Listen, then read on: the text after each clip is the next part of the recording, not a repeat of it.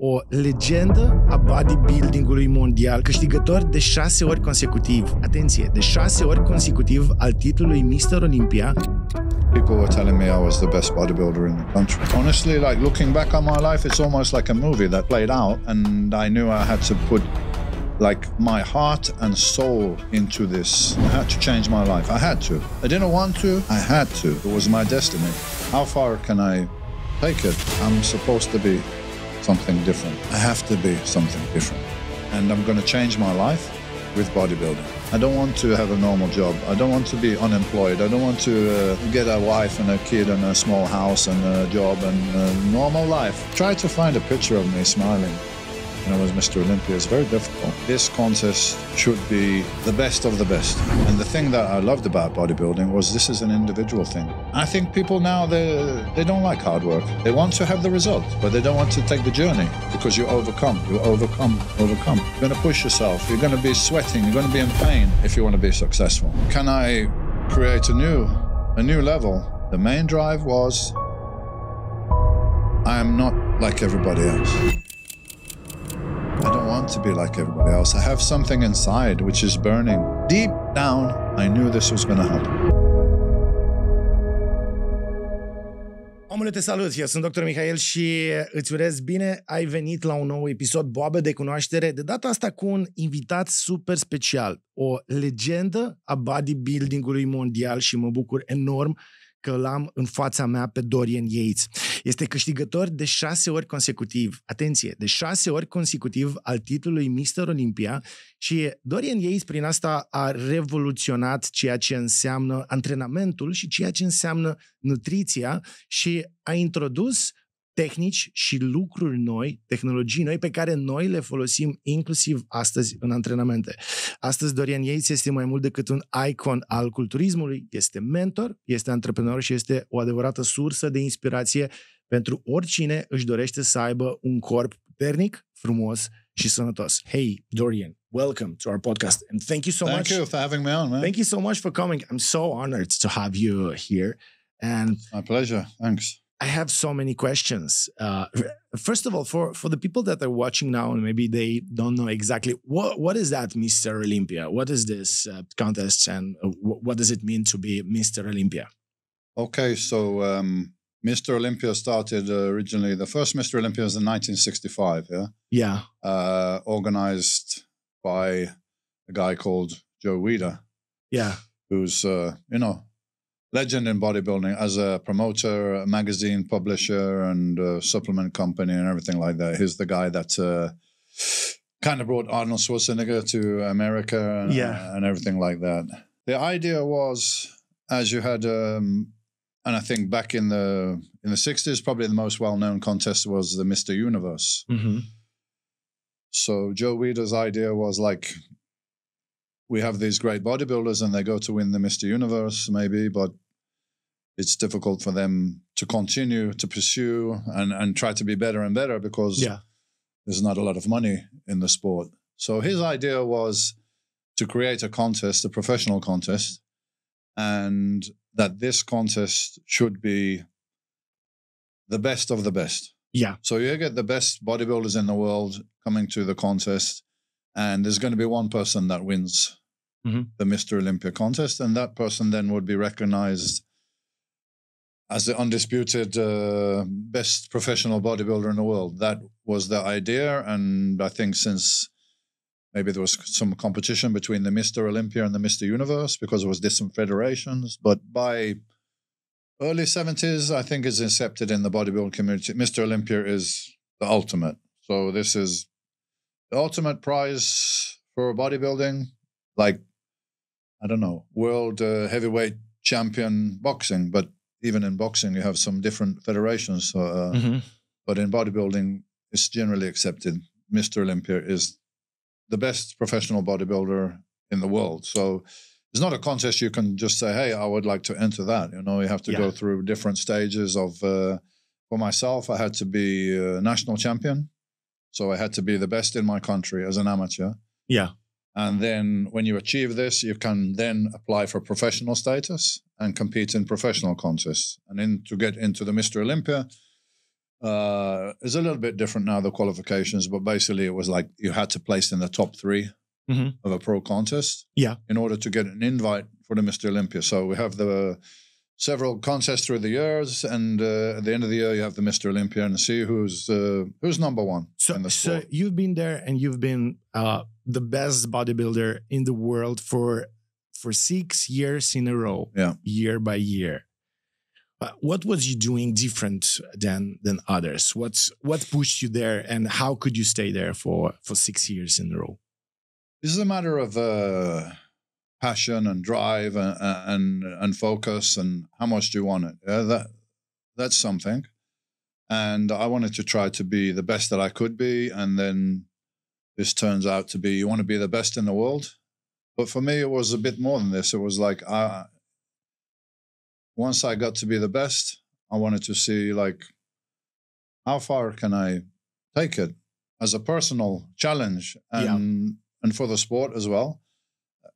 Can I create a new level?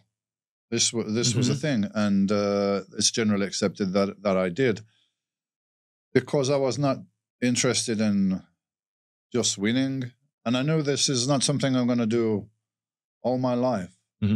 So let me see, really, how far can we take this? Like in running, if you like, nobody could run a mile in under 4 minutes. Nobody could do it until one guy, actually, the British guy, Roger Bannister, he broke the 4-minute barrier for a mile. Once he did it, everybody started doing it, because you released a mental a block, a mental barrier. So when I achieved the level of muscular development and conditioning and set a new standard, then you see everyone else's standards start to elevate, because they see this is possible, and removes a barrier, and then they aim for this. So it raised the whole level of the sport, I think, with my unrelenting passion to try to pursue that goal. Yeah, and you did it in, like, the first Mr. Olympia you got in 1992. Yeah, first one was the first Mr. Olympia I competed in was 91. 91, okay. I got a close second.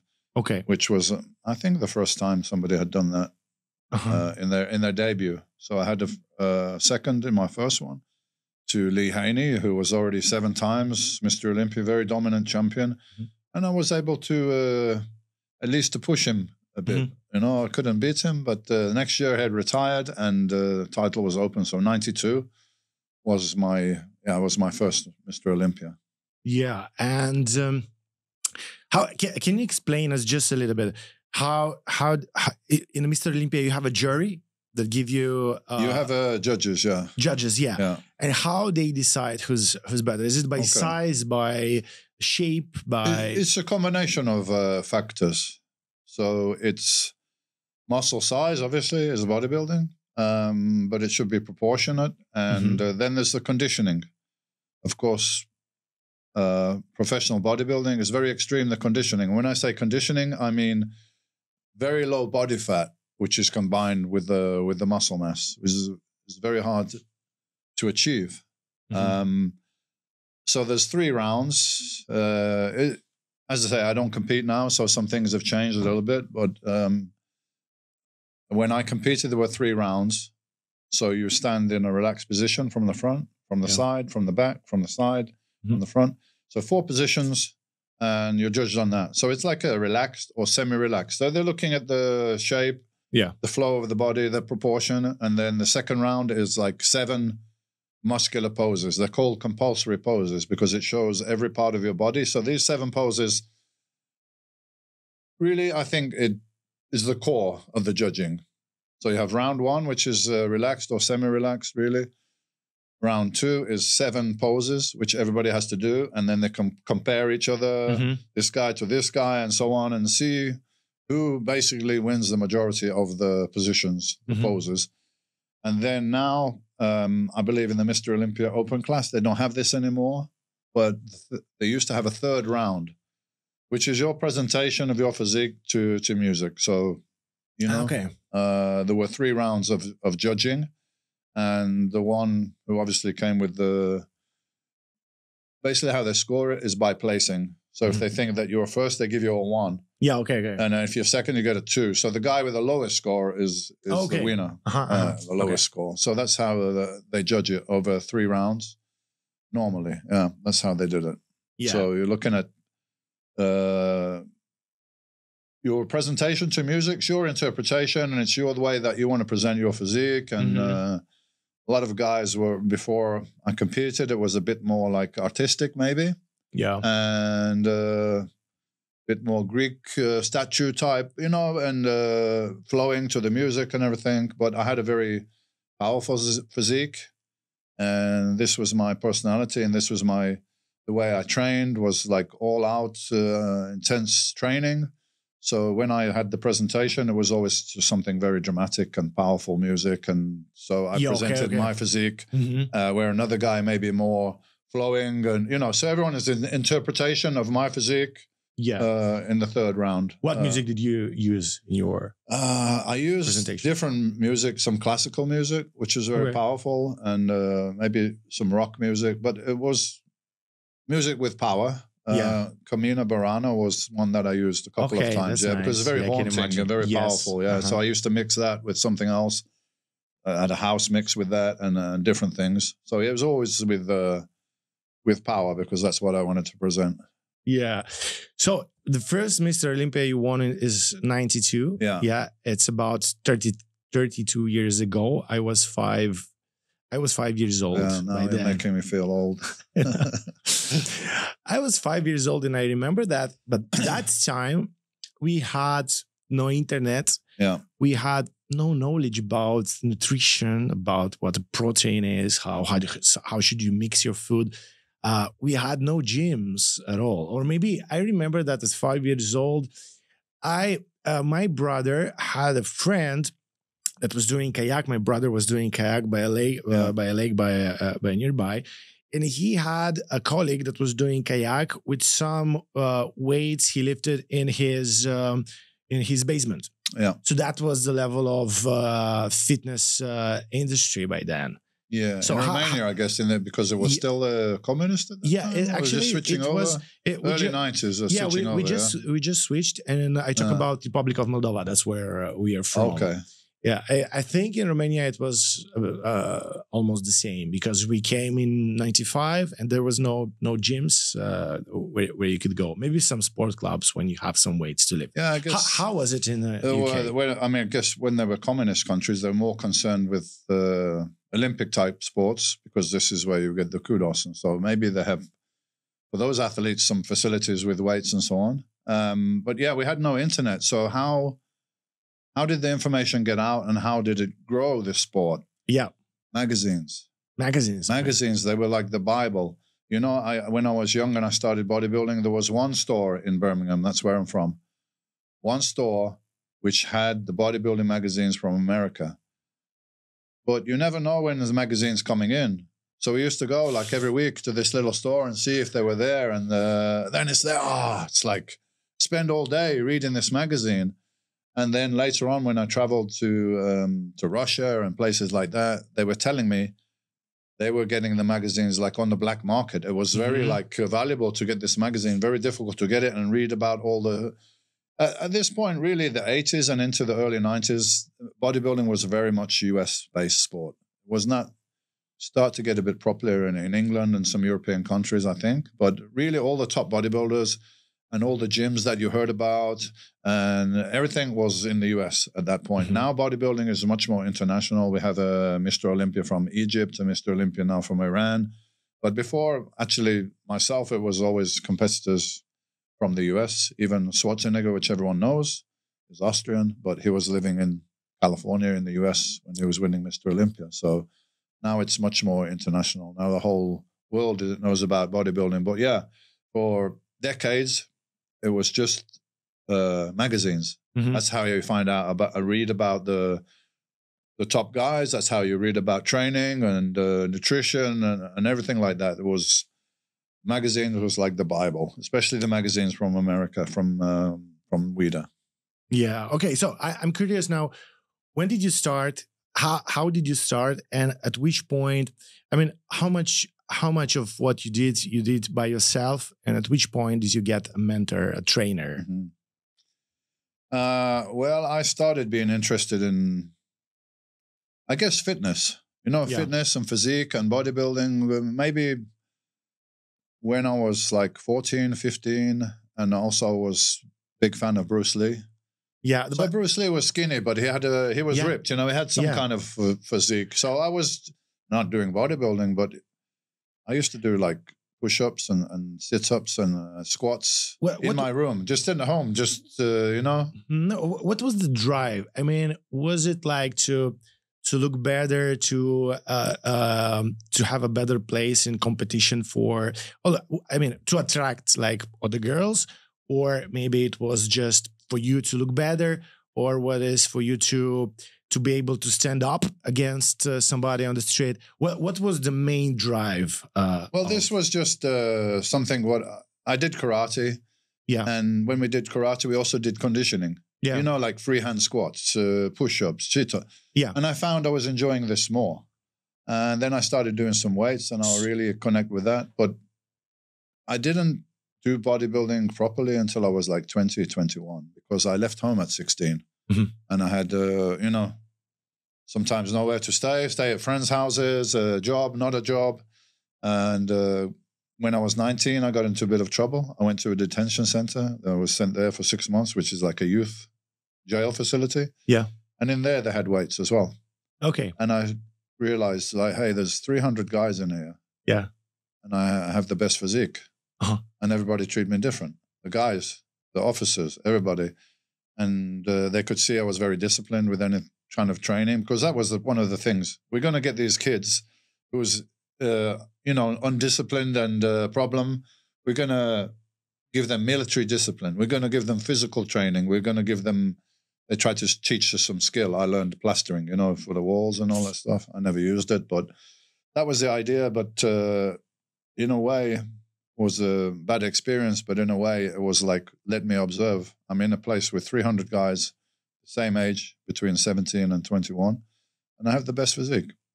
And I'm stronger than nearly all these guys, and I really like this. And even the officers were in there saying, you should do powerlifting, because it was a powerlifter, the physical training guy. So he said, you should do powerlifting. But I already knew in my mind, I don't want to do powerlifting. I want to do bodybuilding. And what was the main drive? The main drive was, I am not like everybody else. I don't want to be like everybody else. I have something inside which is burning. And I look around, and this life and everything I see is not for me. I'm supposed to be something different. I have to be something different. And I'm going to change my life with bodybuilding. I don't know exactly how it's going to change, but I can continue down this road with and be a criminal or not. And I have something else. The other guys, maybe they don't have something else. I have something here, and I want to do this. And hey, maybe I can be like a British champion one day. Maybe I can have my own gym. This was how I started, and then quickly I got very successful. Within 2 years, people were telling me I was the best bodybuilder in the country. I did then win the British Championship to get the pro status. So it was not something where I wanted to attract the girls, or I wanted to be stronger to protect myself, because I was already okay. Mm-hmm. This was not the motivation. The motivation was to change my life, because what I see around me is not for me. I don't want to have a normal job. I don't want to be unemployed. I don't want to get a wife and a kid and a small house and a job and a normal life, whatever's normal, but that's the average existence. Was not for me. I knew I was going to do something different, and I knew I had to put like my heart and soul into this bodybuilding. I had to change my life. I had to. I didn't want to. I had to. It was my destiny. And honestly, like looking back on my life, it's almost like a movie that played out, that was predetermined. Deep down, I knew this was going to happen. I knew that I was destined for something different. And that was the motivation. Change my life. Get out of this, everything what's around me. I don't want it. And for me, this was a huge motivation. Do or die, really, like, this is not for me. So, and this is what I'm supposed to do. This is what I'm good at. And I love doing it. And I never really had a mentor or a coach. And the thing that I loved about bodybuilding was this is an individual thing. Basically, everything's down to me. Yeah. I have to go to the gym and do the training. At this point, there is no such thing as a coach in bodybuilding. I'm not a big fan of bodybuilding coaches because the reason I did it is because it's an individual soul endeavor. I have to do the training. I have to do the research. I have to find about nutrition. I have to find about supplementation. I have to find about steroids. I have to find about everything. So this was fascinating for me. And as you say, no internet. You have bodybuilding magazines. Then I went to the bookstore and I bought books on nutrition and, calorie breakdown, macro breakdown. Like, really? Yeah, nobody knew even what that was. I just went and I bought the books and I learned for myself. And also from the magazines and articles that other bodybuilders have written. So I planned my training, I planned my diet, I planned everything. And yeah, there was some people along the way that was encouraging and helping, like the guy that ran the British Federation at the time. Yeah. Ron Davis. He was very encouraging, and he was a judge at the Mr. Olympia. So I could respect his opinion as he has seen the best bodybuilders in the world. Yeah. And he was like, you can beat these guys. And he was telling me after 2 years I've been training, you can beat these guys, you can be Mr. Olympia. So that was good. And I had a guy with a supplement company, one of the very early ones in the UK. And he gave me a little sponsorship, some financial help. Was not a lot, but it was helping me out. And I opened my own gym as well. So at that point, the gym, I mean, there was not many gyms in the 80s, even in the UK, in Birmingham, 1.5 million people. Yeah. I think when I started training, there was maybe 4 gyms that I knew about. Now I have no idea. Maybe there's 50 gyms. But it's different. Those were like real spit and sawdust, as we call them, hardcore gyms. Now I don't think they're gyms. They're not gyms. I mean, they're fitness facilities. They're sterile. They're sterile. I can go into one of these gyms where they have these gyms in England where you pay 15, 20 pounds a month. Yeah. It's nothing. And they have 30 treadmills. They have tons of cardio. They have everything. Yeah. But the people in there don't look like they even go to the gym. Yeah, that's true. Because it's a sterile environment. They don't encourage you. Hey, shh. Don't make a noise. Don't sweat on the floor. Like it's like a clinic. A gym should be a place where you go and you can lift, and if you lift weights and you push yourself, you're going to scream. Yeah. You're going to shout. It's going to be noisy. That's the way it is. And it's all about hard work. And I think people now, they don't like hard work. They want to have the result. Yeah. But they don't want to take the journey.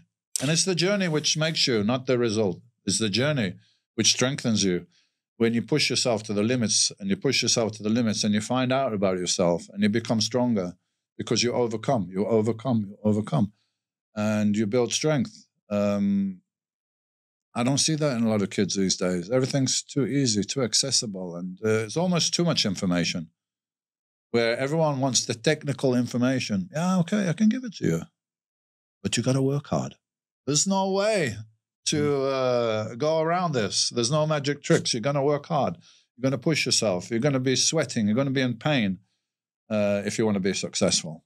And that's for everything, not just bodybuilding, everything, life. Everything is too easy now. People are weak. I think that the drive you've told me about, that moment when you sat in detention and you saw this guy, and you decided that you want to be different, that you are different and you are going to follow a different path. And the fact that you didn't just wanted that, deep inside you believed in that, that's something you cannot buy from a personal trainer. No. I mean, you can buy probably, I mean, I know why people take a personal trainer. As a doctor, to somebody that is not, I see he has no drive and he has no motivation to study, I recommend to people to take a personal trainer for 2-3 months for him to say to you what you should eat, how should you train. Listen, for the average person, I use this analogy. I like my car. I like to drive a car. Mm-hmm. But I don't have time to study about something when my car goes wrong. What do? I take it to my friend. He's a mechanic. Yeah. He knows all about the cars. Yeah. Because he studied this, yeah? Yes. So I give my car to him and I say, okay, fix my car. Yeah. It's the same thing for the average person. But I'm not the average person. I'm a high-level competitor. But for the average person, yes, you have your family, you have your life, you have your business, you have many things going on. You don't have time to study the best way to train, the best way to eat and supplement. So yes, in this case, a personal trainer can be very useful. But high-level competitor in competitive bodybuilding, this is your profession, I think. Mm. So in that case, not a big fan of coaches. And yeah, true. This was my approach. Yeah, but for the average person, yes, they don't have time or inclination to find out about all this. It takes a lot of time and effort and everything. So the average person, yes, you have a trainer to help you with your training and the diet. I think is a good thing. But it's a bit of a, how do we say? You know, there's a lot of bad trainers out there. Yeah. And a lot of people I see trainers I don't spend so much time here, but in England, you got some young guy who did a course. You know, he did a course for a few months. Even, I couldn't believe it. There's a coaching company in UK. Mm. They do everything online. Yeah. I say, so you certify your coaches online? You've never even seen him? He's never even been in front of you and just lifted away? No, it's just videos.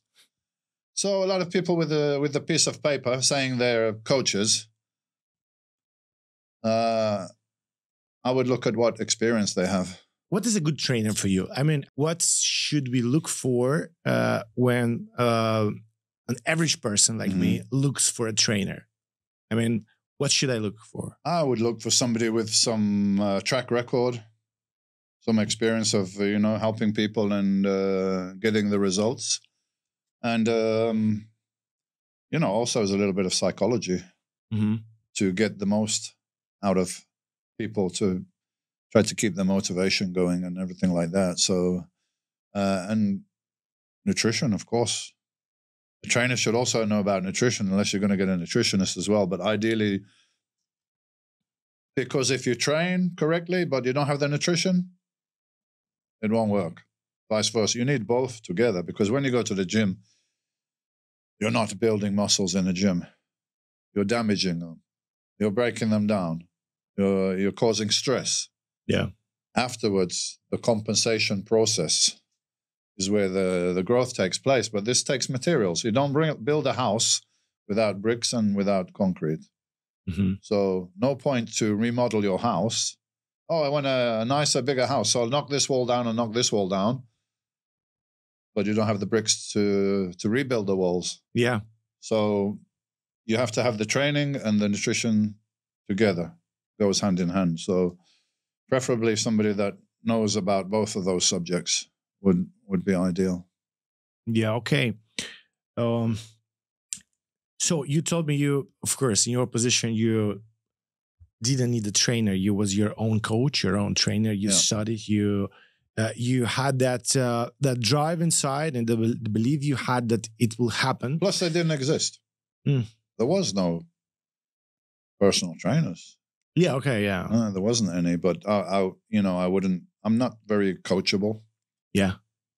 Because I can learn from people. I used to learn from a lot of people and get all the information and then trial it out and see if it works for me. But ultimately, I had to make the decision: I do this or I don't do this. Mm-hmm. And when I win the contest or I don't win the contest, it's me. I don't say, I had the wrong coach or I get the wrong advice. Ultimately, you're the competitor. You're responsible for everything. Yeah. So that's the way I think. You know what I miss? Like when I was young at 11, 12, my father took me to the gym for the first time.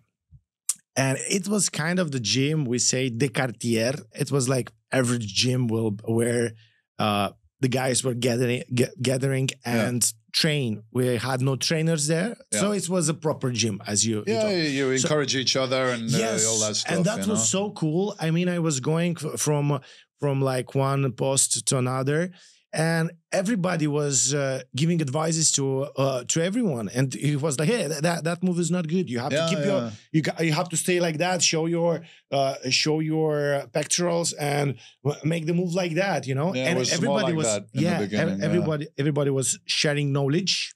Also, you had those guys that was like heavy lifting and screaming and stuff like that. So it was raw and real. Yeah. I kind of miss that now, because now when I go to the gym, I love that this is a fitness facility. Yeah, we have a nice spa, we have AC, we have water. Everything is clean. Yeah. But it's really sterile. Sometimes it's too comfortable, Yeah. And back then as well, it was more like it was a more male environment. Mm-hmm. It was like a men's club. Yeah. At least my gym was. We had some ladies coming, but rarely, yeah. It was not a lot, Yeah. It was not a lot, and would have baggy sweatpants on, baggy tops. No, you go in the gym now, the girls are half naked. Mm-hmm. Cool if you want to look, but not really the best when you're lifting weights. I don't want to see that. But it's a different environment now, because many more people go to the gym. Mm-hmm. But I don't think, I actually think there's less people that are doing bodybuilding than they were doing in the 80s and 90s. Yeah. Bodybuilding per se. Now it's people going to the gym for fitness and, a lot of fashion with the clothes and all this stuff. It's kind of a lifestyle thing now that people follow. Yeah. And I think everything changes. Nothing stays the same. Yeah, I look back on those days with nostalgia when it was just hardcore lifting gym and a male environment, a boys' place, type of. That's how my club was anyway. We only had like 100, 120 members, but serious. Everybody came down, even if they were not competing. That was the atmosphere, and this is what I talk about. The gym's now a little sterile, where you would go in the gym in the past. And you would feel the energy and hear the music, and you see people lifting, and wow, the energy has hit you as soon as I'm going to train. Yeah, let's go. Now you go in the gym and it's nothing. It's like in a doctor's office or something.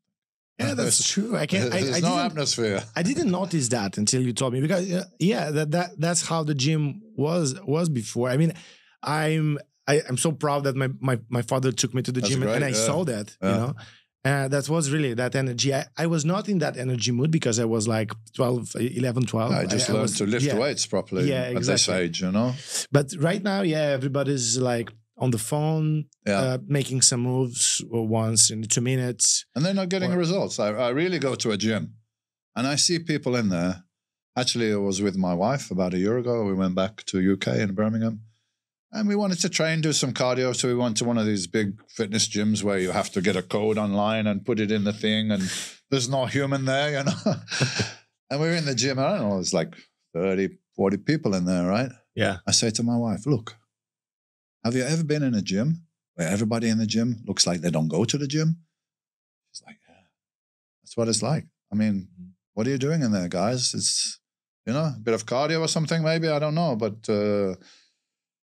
young guys is different from my day, It's like, I don't know, you're a young guy, me and you, we're friends. I want to see if I can lift more weight. I lift more weight than you, and then you got another friend, and it's like that. Is that kind of male competitiveness that we had, I'm thinking now I have something like that. Like one of my friends, he's also the director of the TV show that I'm the host of. It's Medicool. Yeah. It's like the biggest medical TV show we have in Romania.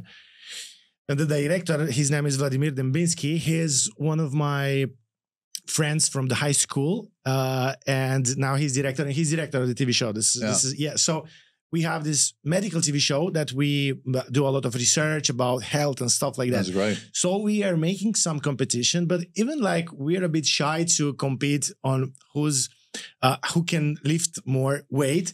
But we are competing like, hey, look what shake I did this morning. Look how many vegetables I have here. Then he's sending me pictures of, look, I stood 30 minutes after my swimming. I stood 30 minutes on the sun with my feet on the ground. Like that's how guys because you're inspiring today. Each other, you know. I still do it with my friends. But they still love that. I do like rowing machine or something. You know, how fast can you do 500 meters or 1,000 meters? I still do it with my friends. Hey, what's your time? I got my friend in England. What's your time now? He's the same age as me, you know? So we still have that little competitive thing going on. Yeah, that's cool. That's cool. Yeah. So, okay, let's get back to... Hey, listen, it's great that you're a doctor, yeah? Yeah. And you're concerned with health and diet and all the other things which does not come with your training, right? Yeah. I don't know about it in Romania, but I know in England... Yeah, we train I think a doctor does one day on nutrition. Yeah, we have 2 hours of nutrition. That's crazy. Here. Yeah. So it's great that you're looking into, let's say non-pharmaceutical means of helping people to be healthy. Not that pharmaceuticals don't have their place, but they don't make you healthy. Maybe they help you fix some problem, but let's try to not have the problem in the first place or minimize it. The doctors don't make you healthy. No, the pharmaceuticals. True. The pharmaceutical. Yeah, because like doctors, we are trained to fix disease or to keep you alive with the disease, but not to prevent it. No, we are not trained to do that. I know. And I think people think. That's what I think. People think that doctors should keep you healthy. That's not our job. No. I mean, like people get sick, then they go and they seek doctor's advice. Then nobody comes to the doctor at like 20 years old and say, look, tell me what should I eat? How should I train? What should I do to stay healthy? Nobody cares. Preventative medicine. Yeah, nobody cares. Prevent the problem. At least now people start to care. And this is what like Peter Attia is calling that medicine 3.0. Yeah. And probably we're going to have I'm going to have a podcast with him in a few weeks' time.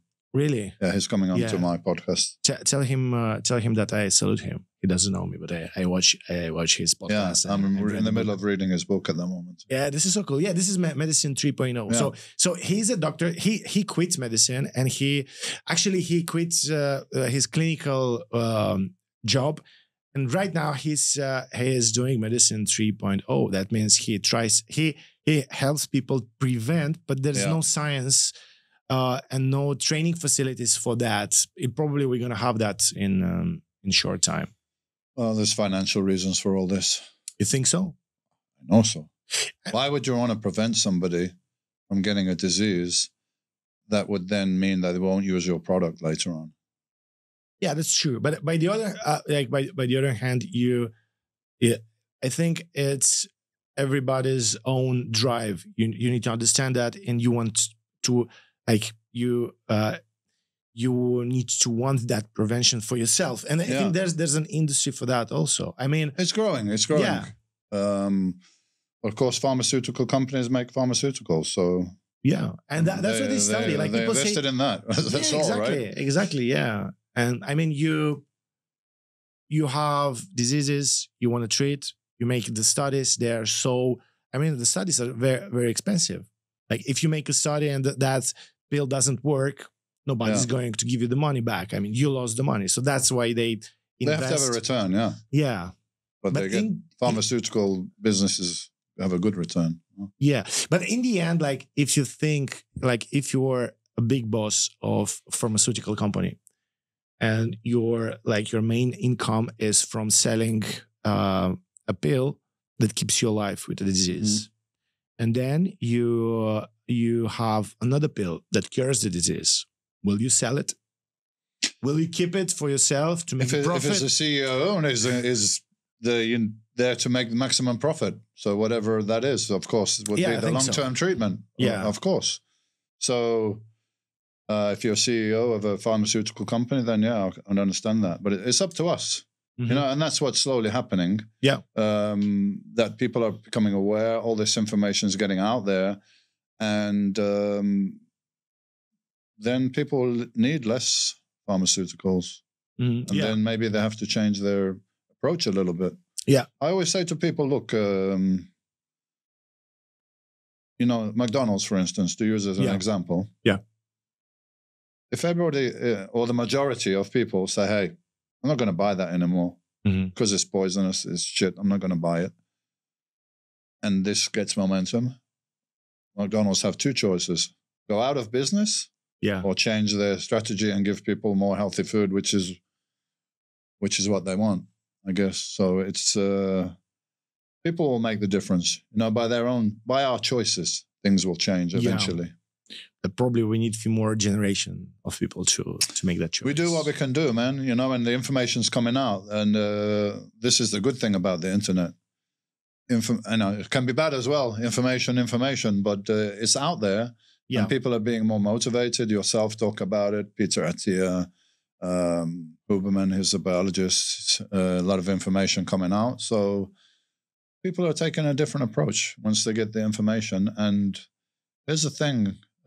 It's about quality of life.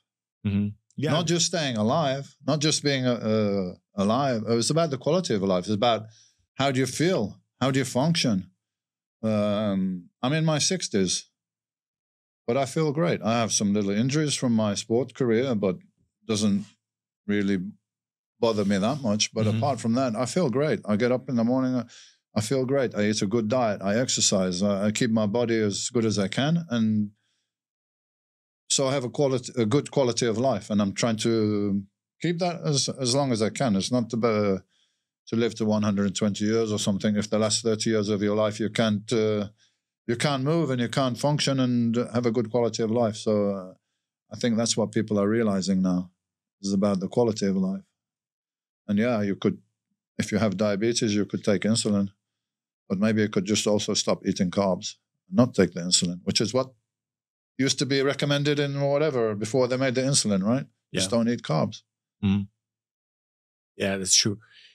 I'm very curious about what you do now to have a good quality of life. But before that, I would like to take it chronologically and to ask you about your method of training. And because you was your own coach, you was doing your own research.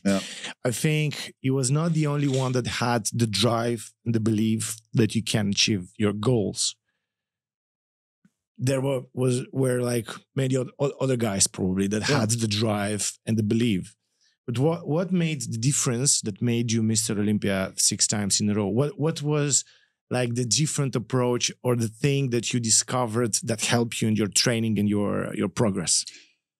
Well, as I said, I did a lot of reading, whatever bodybuilding magazines I could get, and people used to donate them. I had a big collection. Unfortunately, it got destroyed in a flood. We had something like last night in Spain one day, and came in the basement, and I had to throw them all away. So it's a shame, but I came across Mike Mensa, who was a Mr. Universe and controversially didn't win the Mr. Olympia in 1980, where Arnold Schwarzenegger won it. But anyway, I was very impressed with the writing of Mike Mensa and about high-intensity training and the logic, which came really from Arthur Jones, who's a guy that had the Nautilus machines in the early 70s. And he's the first guy to really ask a lot of questions and get the answers about what is it, muscle growth? What, why is it happening? What's causing it? And he discovers it's the intensity of the exercise. Yeah. So it's the intensity where you push that muscle within parameters of, bodybuilding training, which is usually, 8 to 12 repetitions over the exercise. It's really how much time is under tension, but we use that as a guide, repetitions. And pushing that to the point, maximum in a set, that's the key. So you could do, let's say, a set, but it's below your capacity. Let's say you could do 8 reps. You could do 10 reps with a certain weight. Yeah. But you stop at 7 or 8. You don't go to 10 or 11. You go 7 or 8. It's not enough intensity. Oh, yeah, but I do more volume. It's not enough intensity. Mm-hmm. You know, you could do this. Mike Mence used to use an analogy, which I like, you know. It's like if you have a stick of dynamite and you hit it with a pencil, it doesn't go off, right? Yeah. Why? The impact is not enough. The intensity is not enough. Yeah. So if you tap the dynamite with a pencil and it doesn't go off, if you tap it the second time and the third time and the 100th time, will it go off? No, because the intensity is not enough. But you hit it one time with a hammer, yeah, boom, message sent, job done. So my training was, when I started, 3 times a week for an hour. Okay. When I was Mr. Olympia, it was maybe 4 times a week for an hour. Okay. So I'm Mr. Olympia, the best bodybuilder in the world, and I didn't spend more than 4 hours a week lifting weights. Come on. I spent more in a gym lifting weights. Yeah, but you didn't train with me. After half an hour, you want to go home because it will be that intense and that hard. Trust me, I had guys train with me for half an hour and they feel nauseous, they feel sick, and they want to go home. What do you do? Yes, go home. What? Okay. Go home, sleep, eat, rest. When you're in the gym, you're just damaging, you're breaking down fibers. And then it's like muscle growth is a reaction to stress. Yeah. Okay. Why do you get some color when you go in the sun? Because the sun is coming, the rays is stressful for your skin, so it produces melanin to protect itself from this future exposures to the sun. That's it, yeah. Same thing in the gym. You're lifting weights, you're putting stress on the muscle it's not used to. It's got to compensate. It's got to get a bit bigger and a bit stronger, so next time the stress won't be so much. And it's continually increasing the stress. So, okay, I'm going to take you to the gym. We're going to do a chest workout. Yeah. Okay, it's nice to do it like this because I can talk about it, but hey, what does it mean? Sure. What are we really doing here? Yeah. It's okay, let's go for a chest workout. You do a little warm-up in the gym, whatever, 5 minutes on the bike or across, just to get your body temperature up. Yeah. Okay. We might do some light movements just for the shoulders, the surrounding areas. We're warming up. Yeah. Okay, let's go to first exercise. Let's do incline press, yeah? Okay, I'll say to Mikael, what do you think you can do 8 reps with? Your maximum. Oh, I think I can bench press 100 kilos. Okay. So let's start with 50 kilos. Okay. Warm-up set. Yeah. Easy. 50% of 50, this estimated maximum. Yeah. Okay, you do 1 set. Rest, minute and a half. We do another set. Now with around 70 to 75% of your projected. So these 2 sets are warming up. Mm-hmm. They're getting your nervous system used to the movement. They're getting blood in the muscle. It's warming up. It's preparation. Yeah. Okay, now we're going to take the 100 kilos. Okay, on the 3rd rep, yeah. On the 3rd set. We take the 100 kilos and I'm going to watch you. Yeah. I'm going to be close to the bar and you're going to push and I'm going to shout and you're going to push, you're going to get to the point where you can't do anymore. Then I'm going to help you a little bit to complete that rep. Then we say, Mikael, come on, one more. And you're going to, again, give your maximum effort, but it's failing, but I help you a little bit. So we're going just past failure, yeah? Then you put the weight down. Okay, we finish with this exercise. Now we go to a second, machine press. We already warmed up all the muscles, but it's a different angle. Let's say it's flat now, where we've gone from incline to flat. So we do 1 set to warm up, the 70%, the medium one. Yeah. We just do that. There's no point to do the first one. We do it. We warm up. Same thing, we go to failure. But this time you're on a machine, so it's controlled, yeah? Not like the free weight. Yeah. So you go to this point again, to failure. I can help you a little bit. And then I might even bring it to the top and you lower it down because we have 3 phases of strength in an exercise. At the pushing, we only have 2 because there's no resistance at the top. But let's say there's a resistance at the top. The lifting of the weight, which everyone is thinking about, this is the weakest part of the movement. Okay. Yeah. So even if you failed here, I can't do any more. Yeah, but you could lower more because the negative is not failed yet. You can put more weight even to the negative. You can, yeah. So that's why you should always slow it down when you're doing an exercise. More explosive, slow it down. More explosive, slow. Why? Because we're trying to tax this part of the movement. Yeah. So you failed here, but I can get the weight and lift it to the top. Okay, lower it. I'll lift it to the top. You lower it. So even though you failed positively, we can do a couple of extra reps, maybe negatives. And I love. So we've gone past failure now. Yeah. So we've done 2 sets. Yeah. Move on. Now we're going to do dumbbell flies. Same thing. 1 warm-up set, 1 set to failure. So you also it's 1-1. So no, it's not 4. Usually when I go for the chest, I do 4 sets. Yeah, you're wasting a lot of time and energy. Yeah, I lost a lot of time. Yeah. Because those warm-up sets are warm-up sets. Yeah. They're within your capacity. If something is within your capacity, it will not change you. Please listen, people.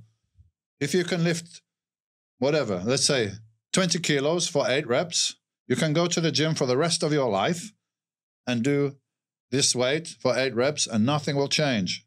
Yeah. Nothing will change. Because why? Your body wants to keep status quo. Yeah. You know, it wants to keep balance. It doesn't want to build excessive amounts of muscle. You got to, and after the first year in the gym or the year and a half, this is my observation. I see people that go to the gym, they make some progress for the first year because the body's not used to it. Yeah. Yeah. So even the training is a bit ineffectual. If you've never done a push-up, if you do 10 push-ups, it will work. Yeah. But pretty soon you're doing 15 and 20 and it's not really working anymore. So you got to be always pushing it and always progressive. And this type of training I would do for about 6 weeks. And then I would do maybe 2 weeks lighter training. Like deload, let the nervous system and the joints relax a bit mentally. How you say 6 weeks? 6 weeks. This is a guideline because you have to listen to your body. But 6 weeks of all-out training, getting 1 more rep, getting stronger, going up, you get to kind of reach a plateau, you know? And then you go back down, train light within your capacity. You're resting your nervous system, resting your joints a little bit in your mind even. So you make for like 3 times a week for 1 hour. When for the chest, for example, you said we've been at this the 3rd exercise. You just do 1 to warm up and then one all out. Okay. And you got to focus, you know? You got to feel it. You got to lift the weight. You got to slow it on the way down. You know, you got to put everything into this set. And I don't know, guys, please leave your phones at home. Or at least in the locker. Yeah, in the locker. Like you shouldn't be looking at, you should be just here. And even for your mind, this is beneficial. To leave the electronics and you have this hour in the gym, which is just you and your body and your focus. And it's like a meditation. If you're deep into training, you forget about everything else. You forget about your job, your bills, your relationship, whatever. You're just in the workout. And this is great for your mind because you need a break from all this information all the time these days. So I see training as a kind of meditation as well. So you're training 3 times a week. What should we do? Chest, shoulders, triceps, take a day off. Back, biceps, take a day off. Wait, chest. Shoulders, triceps, push. Chest and shoulders in the same day, yeah? Triceps. Chest, shoulders, triceps. Yeah. You do that in the same day, yeah? Yeah, why not? You know why? Why not? Because like until now, it took so much time to do four. As I said, you're wasting a lot of time and energy. Yeah, well, I mean, I can make. You're doing 4-4-4, but the only sets which is really possibly counting is the last set on each exercise, right? The other ones are in your capacity. So you're just spinning your wheels. My body's used to this. Yeah. Why? You don't need 3 warm-up sets. And if you do incline press and then you do flat press, it's the same muscles. You just change the direction a little bit. So, okay, do 1 warm-up set just to get the movement, just to get everything, and then go. It's so cool. I hope I'm going to start to grow again. Like I did in the first year when I started the gym. Let's find out. One thing I want to address, because a lot of people bring this up and it's totally the wrong way around. Yeah. Oh, yeah, that's okay. You only train for 1 hour 4 times a week because you're on steroids. Yeah. Yeah, it's a competitive bodybuilder. You will be on steroids. But steroids, what do? Help your recovery ability. Yeah. Right? Yeah, so if you're a natural bodybuilder who's not taking steroids and you train hard, you cannot train more than 3 or 4 times a week. You won't recover. So what you have is professional bodybuilders take steroids and they train 6 times a week. It's not ideal, Yeah. It's too much, but they can recover because of the help that they get from the steroids to recover. But I was like, I would rather do the most effective training and use the steroids together rather than using the steroids to overcompensate for some ineffective training. That's the way I see it. Yeah. And if you're not taking steroids, which I don't recommend, unless you have some ambition to really compete at a good level, maybe, you're not going to recover. Try to do Ronnie Coleman's training. See what happens. You'll get smaller because you will not recover from the stress. You're breaking down, not building up. That's true, yeah. Breaking down. So you can't do that, guys. If you're training 3 times a week, try this. So try it for a month. I will try. So the first day is chest, shoulders, triceps. Yeah. And you can see for chest, we did 7 sets total. 7 sets. Yeah. We did 3 sets, right? 2 and 2. Yeah, that's it. Oh, yeah, that's it. 7. Okay. Shoulders, overhead press, 2 sets. Laterals, 2 sets. Triceps, push down, 2 to 3 sets. Lying extension, 2 sets. Of course, if you write it on a paper, it looks like nothing. Every time I come to the guys and they train with me, I said, what do we do? 6, 7 sets. I say, yeah. But if I told you we're going to do 6 or 7 sets and I wrote it on a piece of paper, what is this? This is nothing. Yeah, it looks easy. It looks easy. But it's the intensity that you have to put into it, not the volume. If it was the volume, but for sure, I would be in the gym all day. I was best professional bodybuilder in the world. If it required me to be in the gym 10 hours a day, I would have been in the 10 hours a day. I would eat dog shit. Whatever it required, I would have done it. But it doesn't require. Bodybuilding is not an endurance sport. It's short, intense training and overload. So I did this sets, chest, shoulders, triceps. Back, biceps. And legs. Back and biceps is another workout. It's back and back. Okay. And how many sets? 7? I would do for back 1 pullover movement, which you try to isolate the lats with. So that's your first movement. You're probably going to do 3 sets, do a couple of warm-ups and a failure. Okay. And then pull downs with a close grip, reverse grip to the chest. Maybe 2 sets on there. Barbell row. 2 sets, cable row, 2 sets. Okay. And biceps, 2 exercises. 2 exercises, that's it? Yeah. How many exercises do you do for calves? I usually skip the legs day. And that's not a joke. It's a joke. Well, that's sometimes the hardest day. That's the most productive day. Yeah, really? Yeah, because you're working the biggest muscles in your body and it has a knock-on effect. Like dropping a stone in a pool. So if you just did legs, squats, let's say, your arms would also grow a little bit. Okay. Because it's like a systemic effect, yeah? Yeah. So the stress from training the legs is the most beneficial workout you can do. Of course, it's the toughest, yeah? But the reason I asked you how many exercises you do for calves is because I said 2 exercises for biceps and you seem to be surprised. Which is a normal reaction. What, biceps? The muscle that everyone shows the most? But what does it do? It only has 2 functions.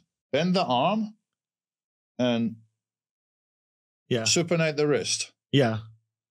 How many exercises do you need? So I see guys, they want to do 4 exercises for biceps, but they don't do anything for calves. Or they do 1 or 2. Yeah. But you have 2 muscles here. Yeah. You have the gastrocnemius and you have the soleus underneath. You have 2 muscles. So you need at least 2 exercises in order to exercise this muscle, right? At least 2. Why don't we do 3 or 4? Because it's calves. People don't think about it. This is the muscle that you associate with, hey, I've got muscles since you're a kid, right? So people tend to want to do more for biceps. But why? It's like one of the smallest muscles in the body with a very simple function. 2 exercises, if you don't do it, forget it, you know? Okay. Yeah. Well, 3 times a week, I can do legs also. Yeah, you do legs once a week. So you do everything once a week. On the 3rd day, I do legs and... leg extensions, isolation, followed by a compound movement. Leg press or squat. Which one, suits your structure better? Some people don't feel with the squat, they feel it in the back and things like that. And maybe they're better off with the leg press. Yeah. And then the third one, I would do hack squats. Okay. Very deep, isolated. And so 3 exercises for quads, 2 for hamstrings, like a leg curl and maybe a stiff-legged deadlifts or RDLs as people call them now. And 2 for calves. You need 1 with the leg straight to work the gastrocnemius, which is the main calf muscle that we see. And underneath this lies the soleus. And this works best when the 45 degrees. So seated calf raises is the only one that really hits that properly. So you need at least 2 exercises to hit the whole calf. Okay, and in the legs day, I do only the legs, yeah? Yeah. And what would you say about the abs? I would say if you're lean enough, you'll see them. If you want to do some exercises, fine. But I had abs before I started, so I only did a little bit before competition. Basically, if your body fat's low enough, your abs are engaged in a lot of this stuff. So if you want to do some ab training, crunches and maybe hanging leg raises on the chin bar. Okay. But mainly it's a matter of having low body fat. If you have low body fat, I could take a guy on the street who never trained in his life. If he has low body fat, I will see his abdominals. That's true. Yeah. Yeah. Okay. So it's just a sign of that you're in shape. You know, I never really did that much abdominal training. Yeah. Okay. So yeah, that's kind of achievable, but you need a partner, to help you. Ideally, you would train with a partner or a coach, yeah, because you need somebody there to spot you and to make sure that you're doing it correctly. And you're doing incline press with a barbell. If you're on your own, can you go to failure? No, because you could get stuck with a bar. It's a safety thing. Yeah. So if you're on your own, you can go to failure safely on a machine. Yeah, that's true. So you could use more machines, or you could do, let's say, a drop set. You go as many as you can, and then reduce the weight, maybe 25%, and go again. So you could do that. But if you're really focusing, and you're slowing down the negative, and you go to failure, for most people, it's going to be enough. And if you have a training partner there that can really, that's great. I always like to train with somebody else. And I like the energy as well between 2 people, that we're pushing each other and we had similar goals. I trained with people when I was bodybuilding that were competitors. Okay. Yeah. Amateur competitors, I didn't train with another pro because there was not another pro where I lived. And probably if you're a professional, then you have your own, your own agenda, and you don't want to train with another professional as your competitors. But I trained with guys that competed on the British level. Okay. What about, so we talked about weightlifting. What about cardio? Do you do anything for that? When I was bodybuilding, on those days off, I would do half an hour. Moderate cardio is just really walking fast, or walking fast, stationary bike, stuff like that. Because my idea was just to do some cardio to get blood around the system and keep some level of cardio conditioning. 30 minutes. Yeah, but I didn't do intense cardio. And then when I was getting ready for a competition, I would do an hour and a half a day. Why? To get rid of... to burn body fat. 45 minutes in the morning, 45 minutes in the evening, and that would be fast walking or bike. Just as a calorie burning exercise. Okay. Not intense, because if you go very intense with the cardio, then you can interfere with your recovery from the weights. And at the end of the day, if you're doing bodybuilding, it's bodybuilding. It's not endurance training. Yeah. You have to be specific with the demands that you put on your body, what you want from it. If you want some strength...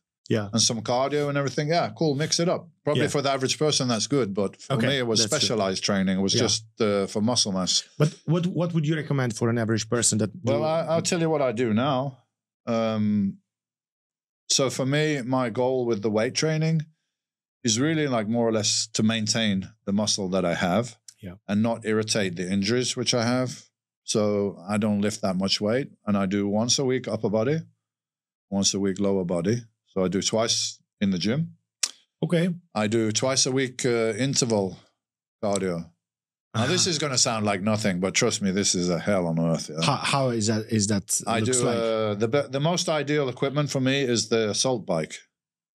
You know the one where it has a handle, so you're pushing and pulling at the same time? Yeah. And you're doing the legs. It's like elliptical, yeah? No, it's the air bike. It's called, I think, Rogue make one. Mm-hmm. They're not even expensive. But the thing is, why I like to use this is because you're pushing and pulling. So you're engaging all the upper body, yeah? Yeah. And the lower body. And when you go all out on this, so I would do a little warm-up, couple of minutes on there, you know? Mm-hmm. And then I would do 20 seconds, absolute, all-out, crazy burst on there. And then I would do a minute easy. And then I'll do a 20-second burst. And then I'll do a minute easy and a 20-second. So 3 or 4 intervals. It takes you like 8 minutes.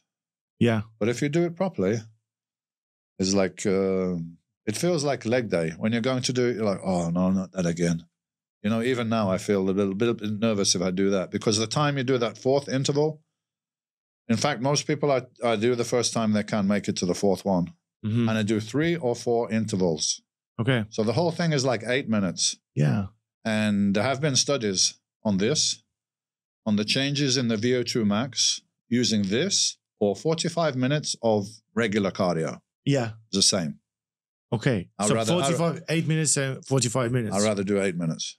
Okay. And push the heart rate right at like 160, 165 or something I get up to. Okay. So I do that twice a week. Yeah. Yeah. And then I do what I'll call 2 longer sessions. Yeah. So I go mountain biking. Okay. And I go hiking. Oh, cool. So a bit, you know, some walking, some biking. There's beautiful mountains in Spain. Biking is very popular there because it's beautiful outside. You live in Spain now? I live in Spain, yeah. So there's good mountain roads there. I can do mountain bikes. So to sum it up, I do some resistance training, although it's not my priority now because I did it all my life. So now it's just to maintain as I get older, to maintain the muscle. I do high intensity cardio, maybe twice a week. And I do lower intensity, maybe twice a week. And I also do Pilates or yoga once a week, which is more for the flexibility and mobility. Once a week? Like that. Yeah. What? Okay. Pilates. Right now I'm doing Pilates because I have a hip problem and the yoga irritates it. And Pilates is very controlled with the bench, the reformer bench. Yes. This is important because you can increase the resistance.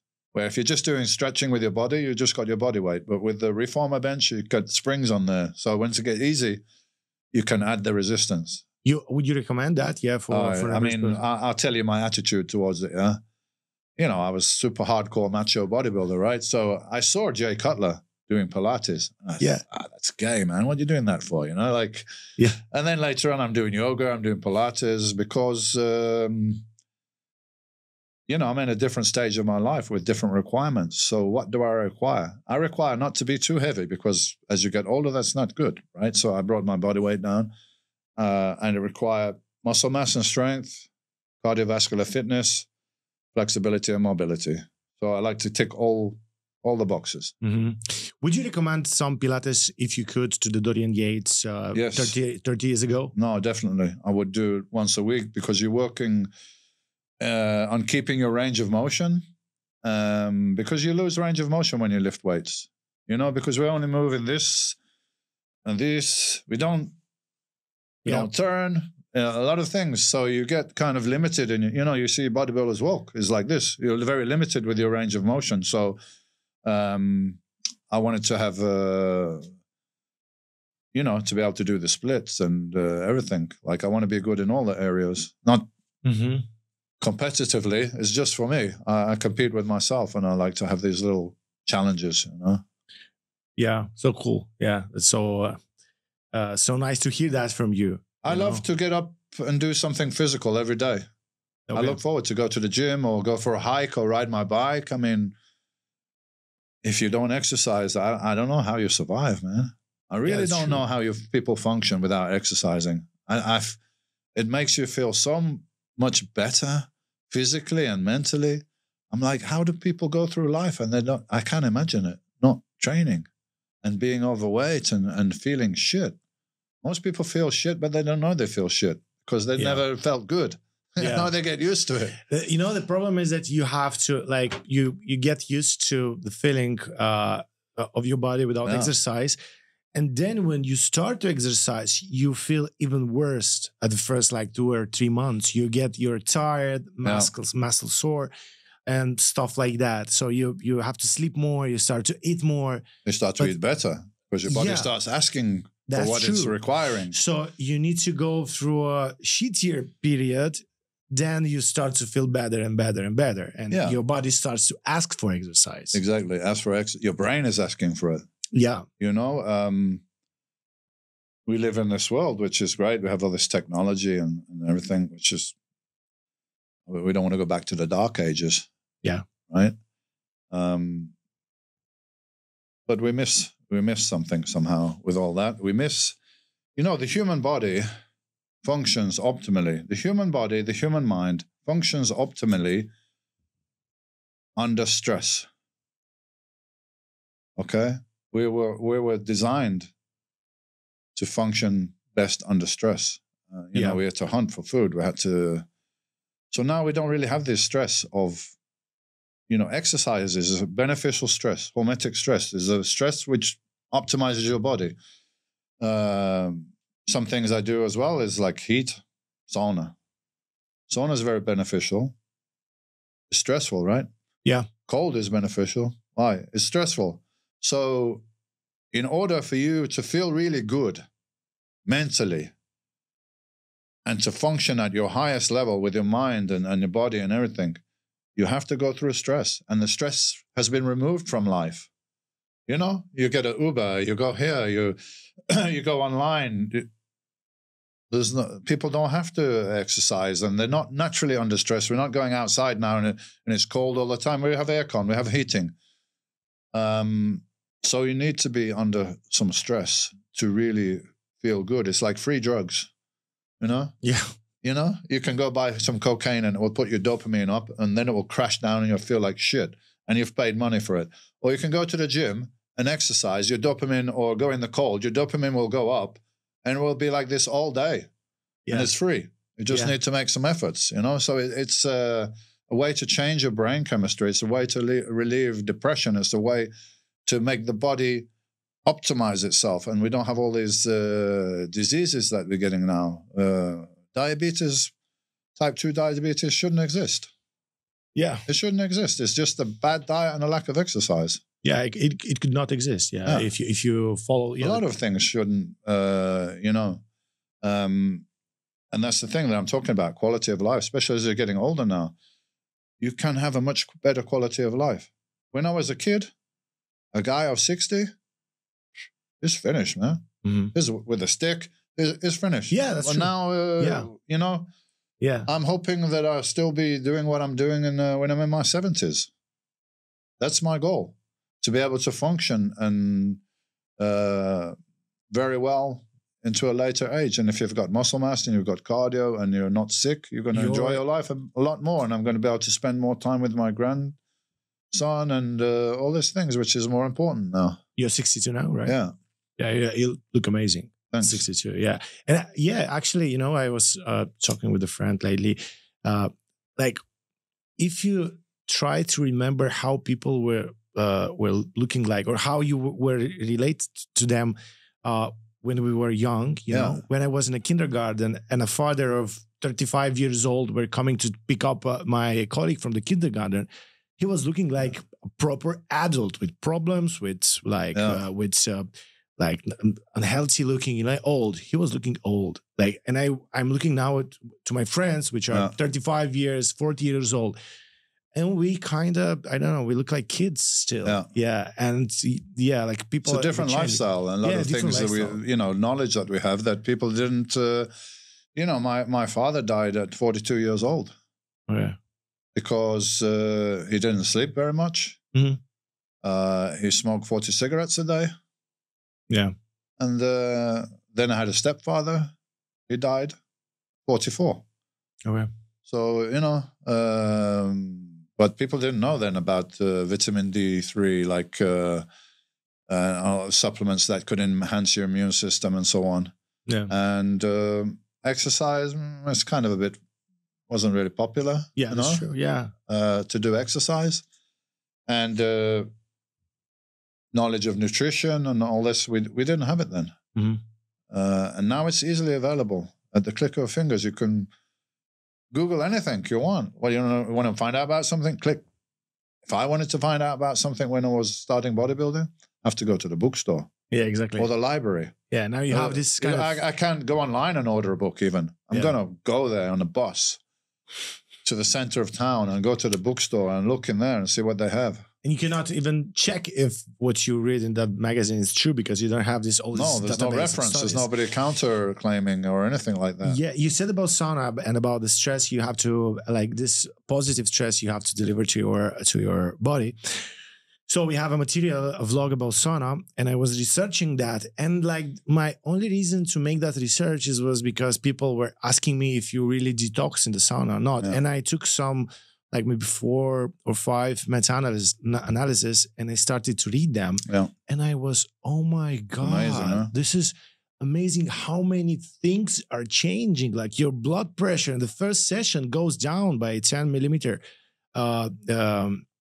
Then your arteries start to open to make like new arteries. Open, your heart starts to pumping more blood in the same way it works when you exercise. So basically in the studies, like just sauna have almost the same benefits of sports.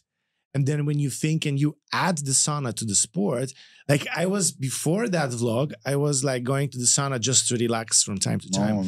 Now I go many benefits. Now even like if I'm in the recovery day and I want to ask you about the rest and recovery, when I'm in recovery day, I go to the gym, like especially to enter the sauna, and I feel how good it is. Perfect. Yeah, I go 4 or 5 times a week. Really? Sauna. How much time? I have a sauna at home. Oh my God, that's so cool. I get the temperature up around 90 plus. Yeah. 20, 25 minutes is like pretty tough. 20 minutes. In one sit. Yeah, I go up high as I can, so in the hot. Yeah, but you say for 30 minutes, like from the beginning to the end. Yeah, like you don't go out. One session. One session. Normally I do one session, 20 to 25 minutes. I try to sit for like 5 to 10 minutes where it's getting really uncomfortable. Yeah. I like to feel uncomfortable. Yeah, okay. And then I get out and take the cold shower. Yeah, that's cool. That's so cool. Yeah. I mean, you like that. That's in the studies I've read. That was the target, like to have like 4 to 5 sessions a week. Ideally, yeah. Yeah, ideally. Yeah, we're reading the same information, I guess. Yeah, but the plus results... also the effects for depression is very encouraging. It affects everything, like depression, Alzheimer's disease risk.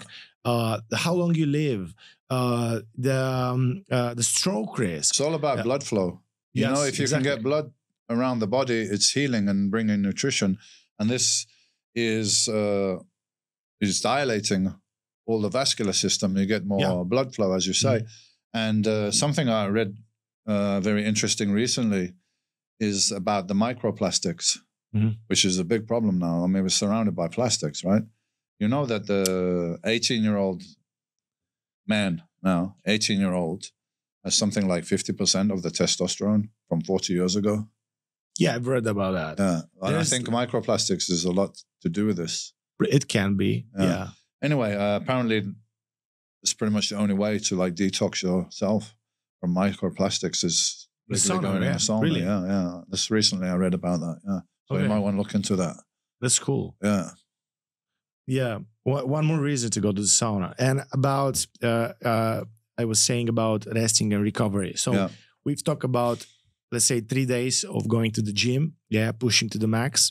Then you said you have to rest to recover. What's the best way to recover and to rest?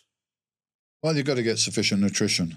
This is the building blocks that we're talking about, yeah? Okay. So that's one thing. You need to have sufficient protein. How much is sufficient?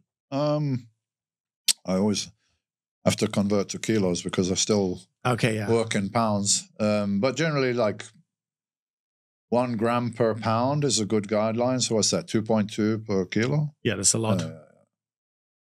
So if you're 100 kilos, try to get 200 grams a day. 200 grams a day. Yeah. And what's the best sources for that? Best sources: first class protein, eggs, number 1. Beef, chicken, fish, dairy, cheeses, things like that. And of course, supplementation, whey, protein. Obviously, I have a nutrition company. I'm not saying it just because of that. You can go back. You can find the earliest articles written about me from the 80s. And I've always been a supplement user. And from day one, I use a protein supplement because when I started training, I was working. Yeah. I had one very heavy industrial job where we were going to a factory and clean it. And the boss said, it's an 8-hour shift officially, but I don't care. If you guys who just want to work your ass off and get out of here in 5 hours, you can do it. You just do the job, yeah? Yeah, okay. So, doing that, I'm a young guy. I can't really say to the other guys, hey, do you mind while I take a break and eat my chicken breast? And I don't think they would be so happy, So I used to have a protein shake, and it became like, for me to get that protein every day was difficult to eat eggs, beef, chicken. So I always used the protein supplement alongside it. So yeah, to get that amount of protein from solid food, can you do it? Yeah, you can, but it's difficult. So high quality protein supplement is another good source. You can, I used to have 2 shakes a day pretty much when I was younger. How many grams? Like 50 grams of protein in 50 grams in each shake. Okay. Yeah. And you since then you take your protein shake daily, right? Yeah, I still do take like 1 whey protein a day because I only normally eat twice. Okay. So I might eat twice with 50 grams of protein. So that's 100 and then have a shake. It's like 150. So it's a bit below that level, but I'm not trying to build more. I'm just kind of maintaining.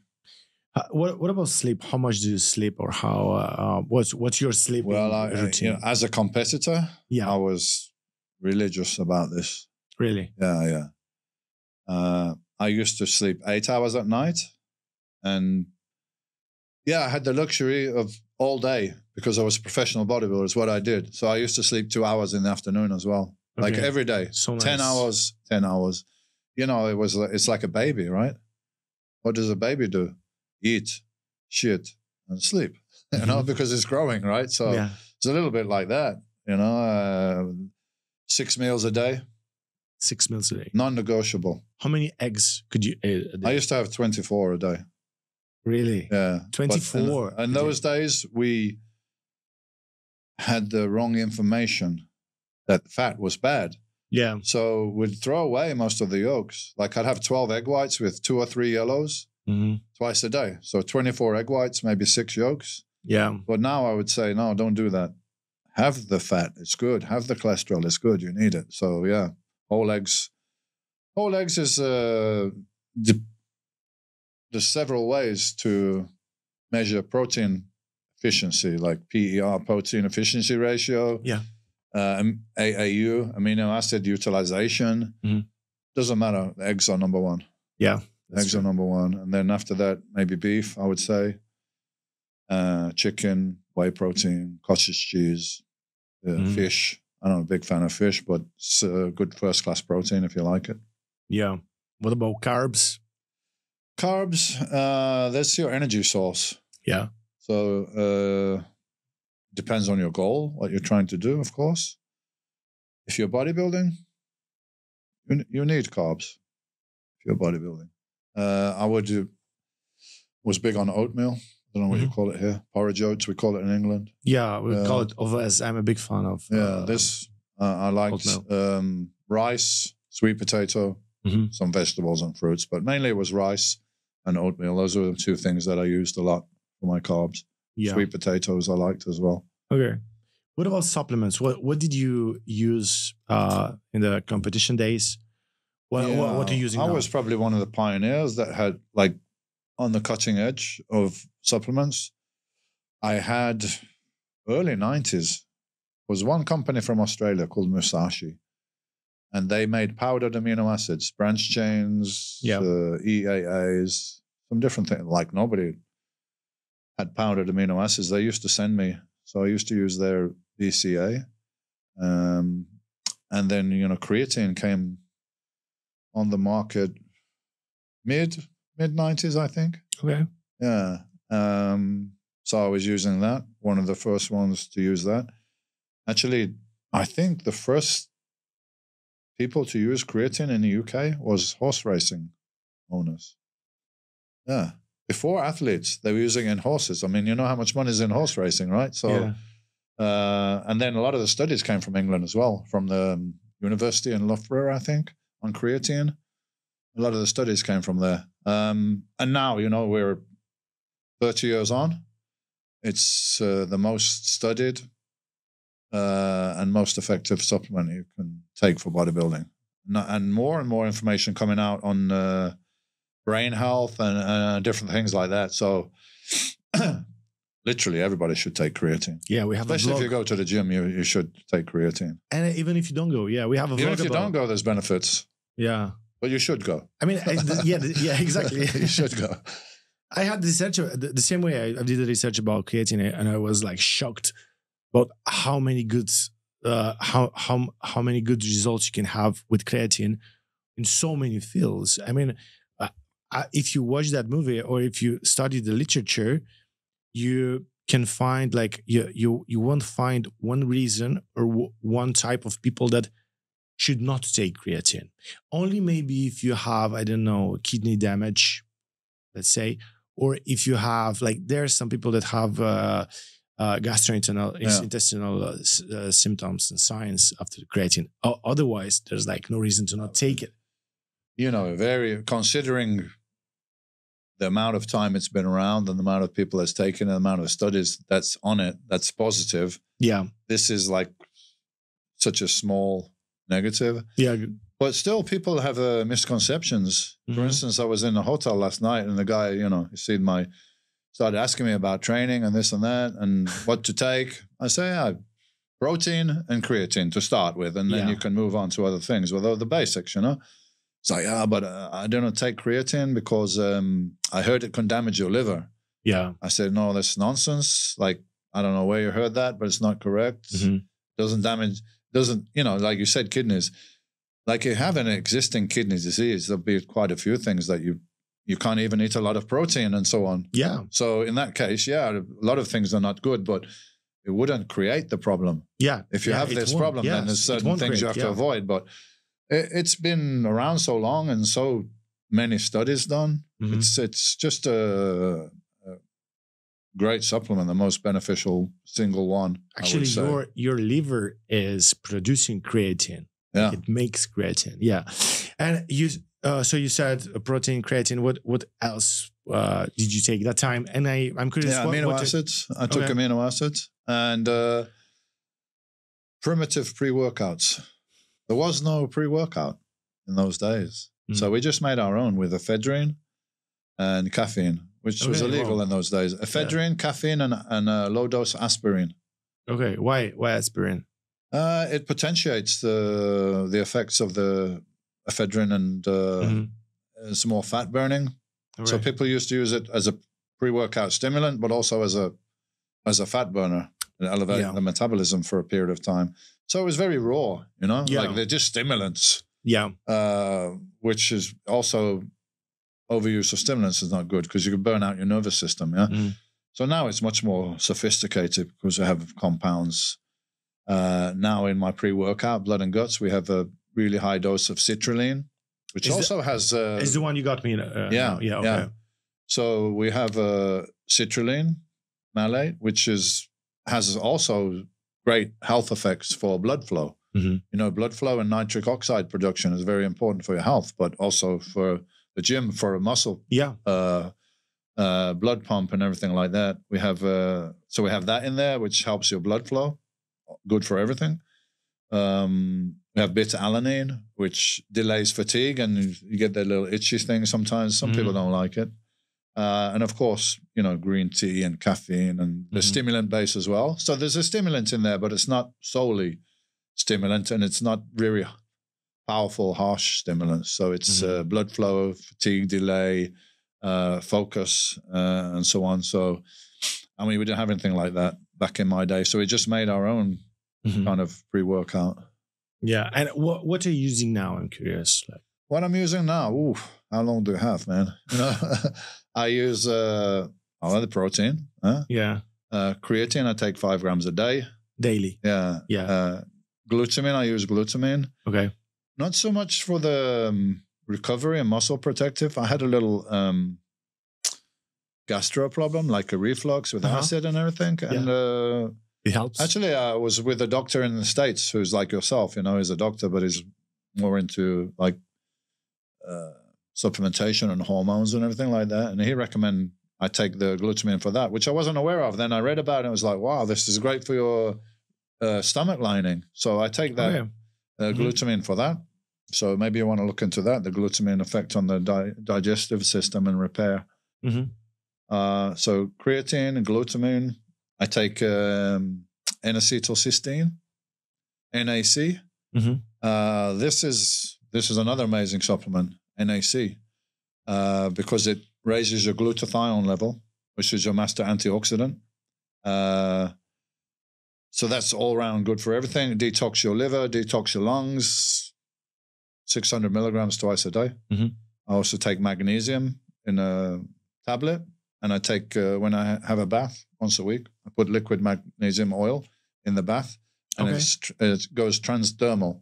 Really? Yeah. Yeah, man. You get some magnesium sulfate oil, or you get the flakes. You put it in your bath. You're sitting there for 20 minutes. Man, you'll like. Really? Yeah. So what is that? You feel very relaxed. What kind of magnesium? Magnesium chloride, I think it is. Chloride. Okay. And it goes through your skin. Oil? Yeah, it's oil or flakes. Okay. And you put it in the water, because magnesium is not great absorption through your digestive system. And this goes through your skin, transdermal. It's sare de magnesio, it's called in Romania. It's magnesium salt, There's two types. You have sulfate and another one. There's two types of magnesium. But the point is it goes through your skin and it gets absorbed that way. And you rest better after that. Yeah, you feel better. And for some reason, because I have regular blood tests, like 3 months, everything, I have a tendency for my magnesium to go low. Maybe from stress or something, I don't know. So I'm careful with that supplement. So that's one I take. Zinc. Okay. I take zinc. Vitamin C. Vitamin C for what? General antioxidant. Has from a lot time of properties. To time, or? No, I take 500 milligrams liposomal twice a day. Okay. If you take liposomal C, you're going to absorb about 90%. If you take regular, it's maybe 20, 25%. Okay. Because it gets destroyed in the digestive system. And vitamin C has many benefits. Collagen production, stress, immune system. So okay. What else? I take various B vitamins as well. So yeah, I take quite a lot, but it's more, not solely for muscle building. It's more for general health. Yeah. Okay. You told me about steroids. You use them back days. Are you like doing any testosterone replacement therapy nowadays? I do TRT because I have done TRT since I was 40 years old. Because of the bodybuilding and using the steroids, it suppressed my own level. Yeah. And I tried for a couple of years to get it, but it was not getting up below the very low level. And testosterone supplementation is, as you get older, is very beneficial for your health and for your quality of life. And, but you have a doctor that follows your... I have an anti-aging longevity doctor in Spain. He keeps an eye on things. So every 3 months I do the tests. Okay. So it's just to keep it in the normal. That's very important. Towards the last quadrant of the normal range. So high... inside the normal range, but on the higher level, and then you feel better, you have a better quality of life.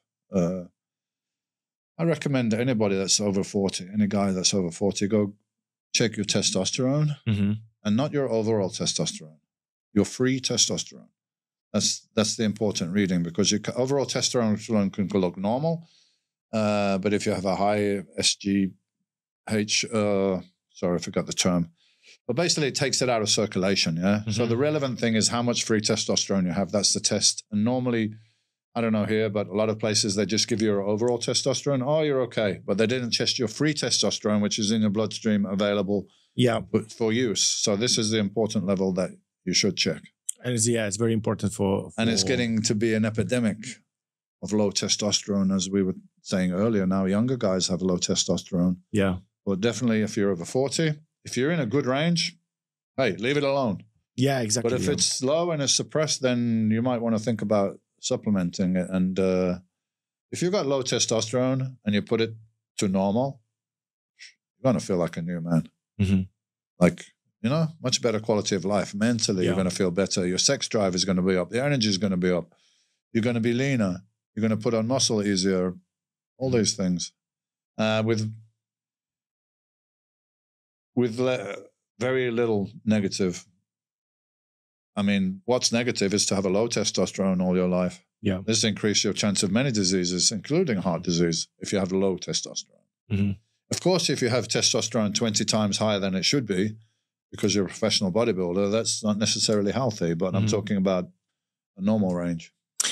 I want to ask, are there, like, beside this, I mean, you can speculate that, yeah, maybe your testosterone is lower than normal because you use steroids. I suppressed it for a long time. Yeah, you suppress it. You don't know how it would be if you did not. Maybe it would be low as well. I mean, you don't know. It may be. But are there, like, any other side effects that you can feel now from using the steroids in your competing days? Fortunately not.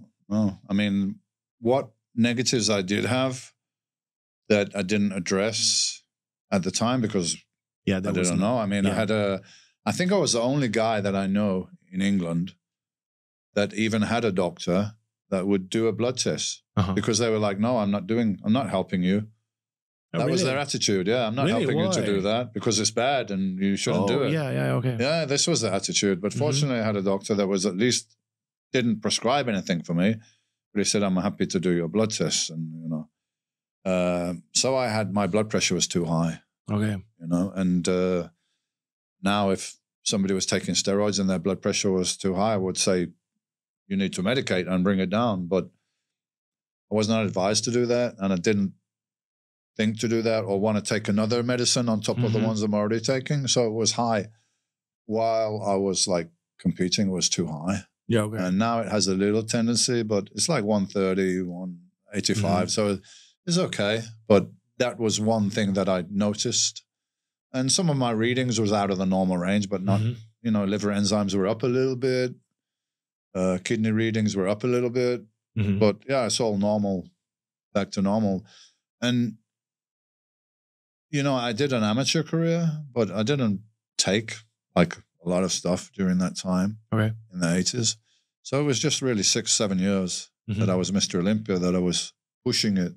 Yeah. Maybe not like the way the guys push it now, push it even more, but I was pushing it a bit then when I was, but hey, it was a calculated risk on my part because I was, you know, I was earning quite a lot of money and being the best at what I did. So I could justify the risk. For me, it was a calculated risk, which I justified. And here I am, fortunately, at 62, feeling very healthy and good. And yeah, that's so great. You know, nobody knows the future, but and here's the thing: when I was bodybuilding only. I was not drinking any alcohol.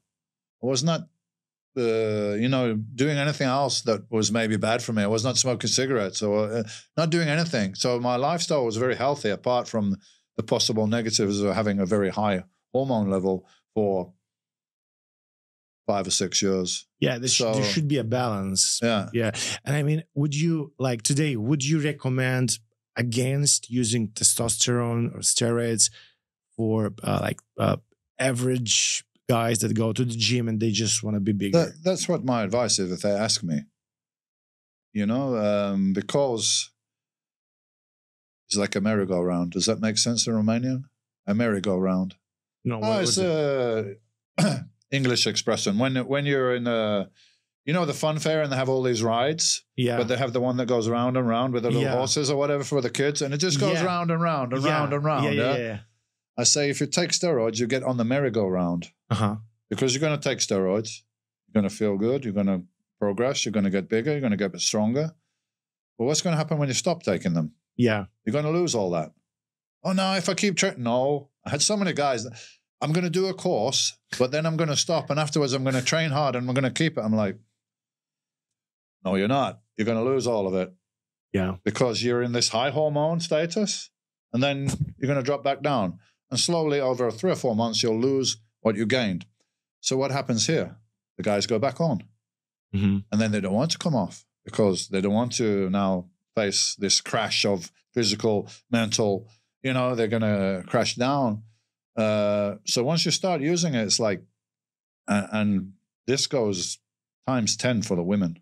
A lot of women using steroids now, a lot. Really? A lot of women use steroids that don't even compete, man. I mean, it's crazy. Girls come to me and, I want to lose a bit of weight. Somebody tell me to take Anavar or Winstrol.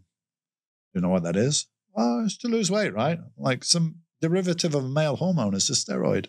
And it could have side effects. Oh, I didn't know that. Like, steroids is like mainstream now. When I was competing, it was competitive people that took steroids, competitive powerlifters, competitive bodybuilders, so on. It was not in the general public. Now it's like you can see musicians, you can see actors, all sports people use steroids now. So if you're an average guy who is not going to compete, I would advise you not to take steroids because it's a temporary gain and you come off and you're going to lose it and also you're not going to feel good and so on. So that's why I say once you get on the merry-go-round, be careful because you don't want to get off and you stay on it. Yeah, don't get there. And I'm concerned about women's mental health that use steroids because men have depression when they stop using because your levels are so low. Yeah.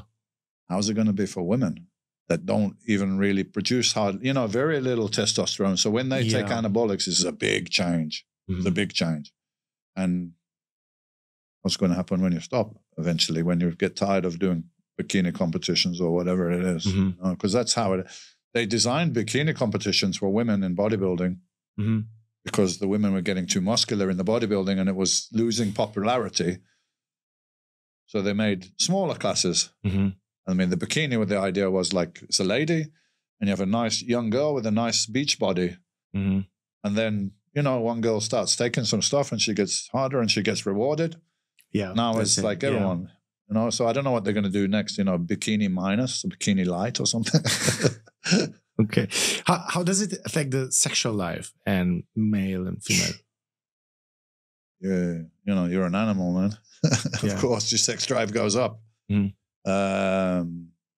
drive for everything goes up. Your aggression, your positivity, all goes up. So, that's why there's a lot of divorces and separations in bodybuilding, I guess. Yeah, really. That's one of the reasons. It's a hazard. Yeah. Yeah. Yeah. So I try to keep myself. When I was competing, just gym, home, gym, and I was a professional. But of course, it has a positive effect on your sex life. Yeah. Does it have negative effect when you quit? Yep. Yeah. What goes up comes down, right? This is the nature.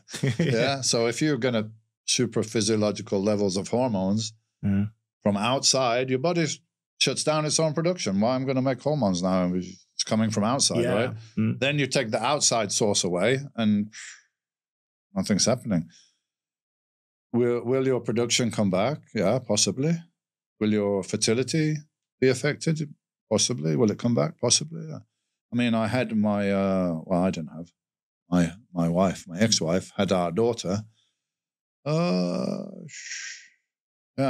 Was like, I think she conceived around 2 years after I finished with everything. So, my fertility bounced back, but my actual testosterone level was like right on the bottom. So that's when I decided to, I'm going to look into replacing it. Yeah. Good. That was such a nice talk. I really love your sincerity and you're very pragmatic and I feel what you're saying in your message. It's so real and so true. So that's the only way I can be, man. And it's the only way to be helpful with people. It's not helpful if you're not honest and just, this is what it is. Yeah. This is what it is, Yeah. Tell people the truth and it's the best medicine. What would you have? What would be your message? This is my last question. What would be your recommendation to today's fitness and bodybuilding community? Fitness, bodybuilding, anything. Doesn't matter. The key is here. The key is your mind, yeah? And we're much more powerful than we think or that we've been led to believe, yeah? Mm-hmm. Our mind is the key, and what you put the focus on, you're bringing it to your reality, you know, like a magnet. I only thought about bodybuilding 24 hours a day. I used to sleep and dream about workouts. So yeah, I had you can say I had a good genetics for the sport, but maybe many guys had that, you know? But no one was thinking about it like me. No one was focusing on like me. I was in Birmingham, sitting on the bus because I didn't have a car. Even when I was British champion, I had no money, I didn't have a car. I sit on the bus and read the magazines and read about bodybuilding in America and California and guys that were making a living from being professional bodybuilders by just going to the gym and training, which I love to do. Are you kidding me? You can make a living at doing that? Mm-hmm. And I just focused on this all the time. And throughout my life, whatever I focus on, it comes more to me. And also on the negative side as well. You have to be careful with what you're thinking about and be aware of what you're thinking about. Because if you think negative things, you're also going to increase the possibility of this being your reality. So to get some control over your mind and over your thoughts, I would recommend some meditation. Very important to be aware of what you want. Do you know what you want? And if you know what you want, then you need to start really focusing on that, thinking about it, doing the actions, of course, as well, and putting your energy into it. Life is you get the energy, what you give out is kind of what comes back to you as well. So that's what I would like to say. Nothing really specific, because this can apply to anything. It applied to bodybuilding for me because that's what I wanted to do, and I focused on it and I give all my energy and it came back to me. So it's pretty much like that with anything, a business, a relationship, anything. Be aware that you're powerful and use it, you know, because you're powerful. You can make your life shit if you think about it, or you can make it good. Mm-hmm. Depends what you're thinking about and putting your energy into. So that's the message really that I would like to leave with. Whoever's listening to this, you can be much better than you are now. And your life can be different if you want it to be. You have the power. You can do it. Yeah, I'm curious. This is a very powerful message, but I'm curious. What is what does the 62 years old Dorian Yates put his energy on now? What's important for you now? What's important for me now is being grateful and appreciating life and everything that I have in it and everything around me and enjoying it, and every day getting up and looking and thankful for another day. Thanks for the sun. I live in the sun, so thanks for that. Mm. And trying to be the best version of myself. And by being that, hopefully that I'm inspiring other people to do the same thing. So that's what I'm doing. And just the benefit of like what I've learned in my life. Mm. I talk about it, just talk about it honestly, and that will help somebody. Somebody will be listening to this, and they listen to this, and it will have a positive effect on their life. That's the main reason to sit here and talk to you. Somebody. Hopefully it's more than one person, maybe. That would be great. But even if it's one, then we did a good job today. Yeah. Yeah. That's so powerful. Thank you. Thank you so much for taking your time. Thanks for having me on, man. And sharing this, this information here. We can always do it another time because I'm adopted Romanian now. Yeah, that's I'm true. here quite a lot because we have the company here. Yeah, exactly. You have the company here. Yeah, so we have a company in Bucharest, DY Nutrition. That's my company. And we now have a big change in the business, a big advancement. Now we have our own manufacturing facility, Vitema in Subil. So yeah. When we finish this, I'm 5-hour drive to Subil. Okay. So I'm going down there to visit the factory and see, how things are progressing. And we have A lot more new supplements are going to be coming out in the next few months. All the kind of supplements that I use now, you know, because bodybuilding is somewhat, of course, huge. It's part of me, Dorian Yates, I'm Mr. Olympia. But is it actually my past? It's not what I do now. Now I everything I do is for anti-aging is a silly term because you don't, you know, that's true. Age better. You age with a, you know, with a quality, because we're all going to age and we're all going to die. That's the reality. But I would like to be functional mentally and physically, and to have a good quality of life. So that's the focus now, and enjoying the life. You know, try to find a picture of me smiling when I was Mr. Olympia. It's very difficult because I was so intense, so engrossed in what I was doing. I was not really enjoying it, but I had to do that. I had to do that, and for me to be sitting here now and be the man I am now. So I'm very grateful to the younger Dorian. So just have that like single-minded drive to go from having nothing, with no family, with no nothing, to being the best at what I did. And that, what I did when I was younger, is laid the foundation of my life now. So I'm much freer now, and I enjoy life, you know, without having a particular goal. It's more a general goal. Yeah. That's true. Yeah. Thank you again so much for what you do. And I'm going to switch to Romania now, to our Romanian public. Oameni buni, sper că v-a plăcut la fel de mult cum mi-a plăcut și mie. Sincer, m-a inspirat atât de mult încât mi-e poftă efectiv să fug la sală acum și să fac acel set de încălzire și set de epuizare. Mulțumesc că ne-ați urmărit până acum. Dacă vă doriți poate un alt episod cu Dorian într-o altă zi, dacă aveți întrebări în plus, lăsați-le jos în comentarii. Nu uitați să dați click pe acel buton de subscribe, ne ajută foarte mult. Cu toții ne bucurăm la fiecare subscriber nou care vine pe canal. Și cam asta a fost tot pentru astăzi. Vă mulțumesc pentru atenție. Pe curând. Ciao!